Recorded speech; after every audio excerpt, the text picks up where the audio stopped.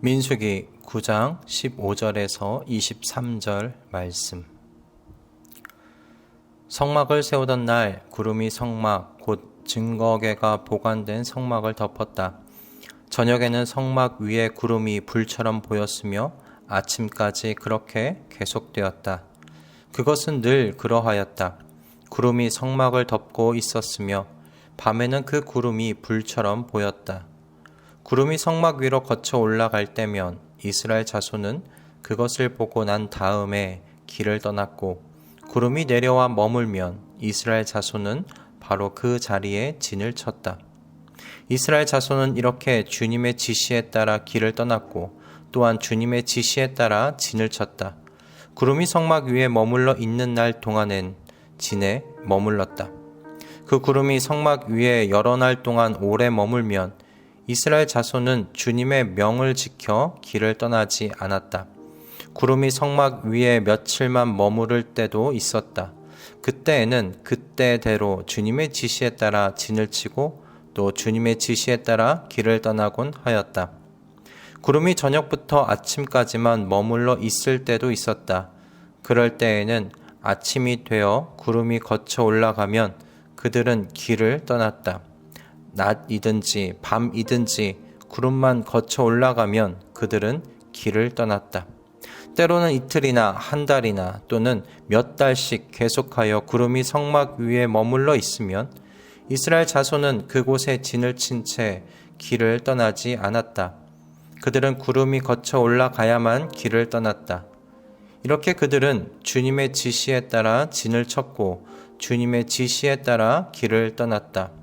그들은 주님께서 모세를 시켜 분부하신 대로 주님의 명령을 지켰다. 아멘. 드디어 시내산 아래에서 머물고 있었던 이스라엘 백성들이 약속의 땅 가나안을 향해 출발합니다. 시내산 아래에서 만 2년의 시간을 보냈습니다. 얼마나 설레었을까요? 드디어 출발하는구나 싶었을 겁니다. 그러나 하나님께서 약속하신 가나안 땅을 향해 가려면 광야를 지나가야만 했습니다.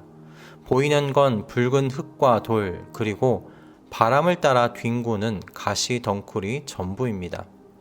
조금만 걸어가다 보면 어느 쪽이 동쪽이고 서쪽인지, 남쪽이고 북쪽인지 방향 감각을 상실하는 곳이 광야입니다. 오늘날에는 우리가 손에 쥐고 있는 핸드폰을 통해 위성 사진으로 내가 가야 할 곳을 찾아볼 수 있는 그런 시대를 살고 있지만, 불행히도 이스라엘 백성들에게는 지도가 없었습니다. 지도가 없는 이스라엘 백성이 광야를 통과할 수 있는 유일한 방법은 주님의 지시를 따라 가는 것 뿐이었습니다. 그렇게 전적으로 주님을 의존하는 것이 이스라엘이 광야에서 살 수 있는 유일한 방법이었습니다. 오늘 본문은 이스라엘의 이와 같은 광야 이동의 원칙이 무엇이었는지를 이야기해주고 있는데요. 단 한 가지입니다. 하나님의 영광을 상징하는 구름이 성막 위에 머물면 길을 떠나지 않고, 구름이 성막 위로 거쳐 올라가면 움직인다는 것입니다.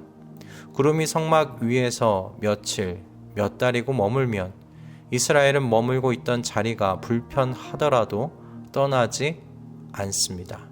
마찬가지로 진을 친 곳이 너무 편하고 좋다 하더라도 구름이 성막 위로 거치면 머문 지 몇 시간 정도밖에 되지 않았다 하더라도 움직이는 겁니다.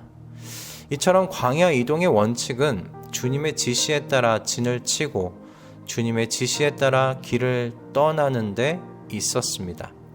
너무나 간단해 보이는 원칙이지만 그래서 더욱 어려운 원칙입니다. 이스라엘이 이 원칙을 따라 광야를 통과하기 위해서는 두 가지가 필요했습니다. 첫째는 겸손함이고 둘째는 신뢰입니다.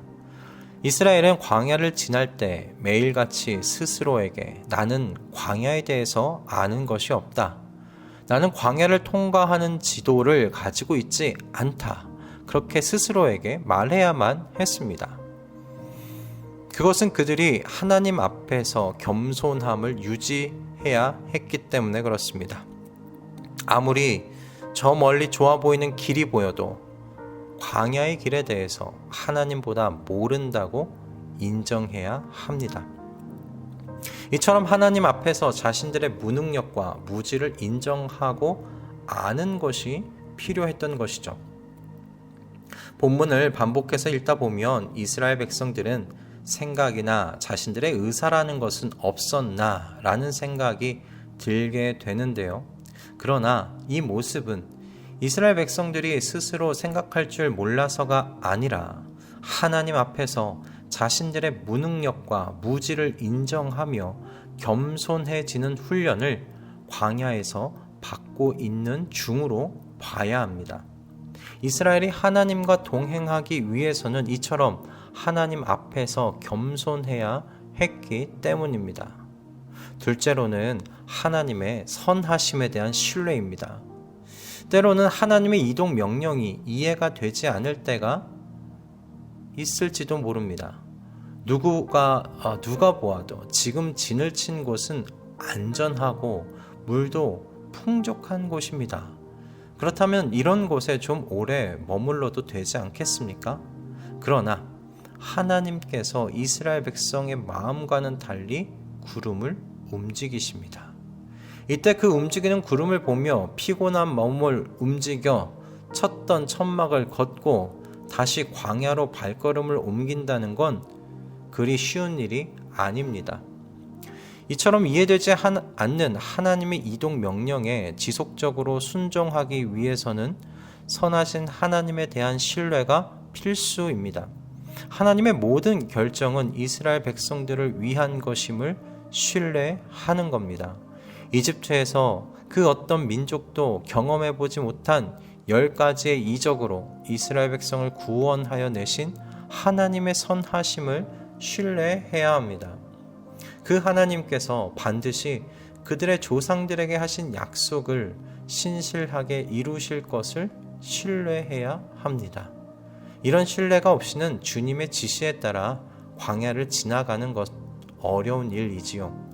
이스라엘 백성에게 주신 광야 이동의 원칙은 이스라엘의 겸손과 하나님을 향한 신뢰의 훈련이라고 할 수 있습니다. 그리고 이 훈련의 과정을 통해 이스라엘은 광야를 지날 수 있는 유일한 지도이신 하나님과 동행하는 법을 배워 가게 됩니다.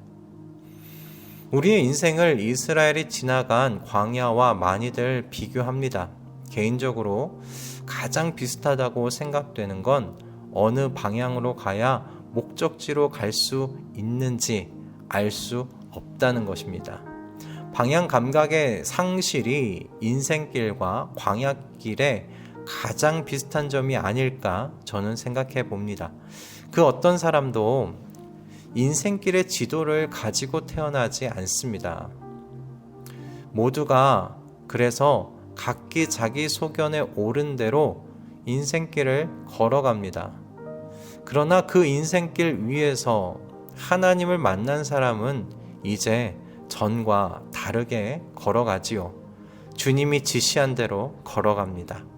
나의 부족함을 인정하고 겸손히 주님의 선하심을 신뢰함으로 주님께서 지시한 대로 이제 걷습니다. 광야와 같은 방향 감각을 알 수 없는 인생길을 걸으시는 동지 여러분, 모든 순간 하나님의 선하심을 신뢰합시다.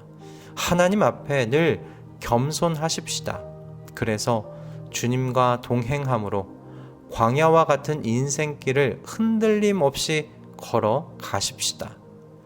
여러분, 좌로나 우로나 치우치지 않고 걸어갈 수 있는 비결은 우리 주님께서 우리보다 먼저 걸어가신 그 뒤를 뒤따라 걷는 것입니다.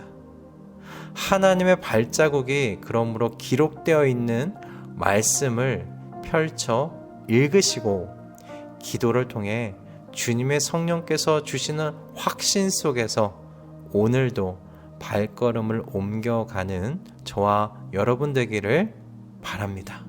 기도하겠습니다. 주님, 그 어떤 사람도 인생의 지도를 쥐고 태어나는 사람은 없습니다. 이것은 모든 인생들이 의존해야 하는 운명으로 태어났다는 것을 의미하는 것이 아니겠습니까? 많은 사람들은 알 수 없는 인생길이기에 자신들의 소견에 옳은 대로 인생의 길을 찾아 헤매입니다. 그러나 성도는 인생의 참 지도가 되시는 하나님을 만난 사람들입니다. 그러니 인생의 지도가 되시는 주님 앞에서 더욱 겸손해지게 하여 주시옵소서. 높아진 것은 낮아지게 하시사 주님의 말씀에 귀 기울이는 인생 되게 하여 주시옵소서. 또한 주님의 십자가와 부활을 묵상하며 언제나 내게 하시는 주님의 모든 말씀은 참으로 선하시며 사랑으로 충만한 말씀이라는 사실을 잊지 않게 하셔서 주님을 신뢰함으로 먼저 걸어가신 주님의 발자국을 따라 걸어가게 하여 주시옵소서. 오늘 주님의 뒤를 따라 걷는 인생으로 승리하도록 성령으로 충만하게 하여 주시옵소서. 감사하오며 우리 주 예수 그리스도의 이름으로 기도드립니다. 아멘.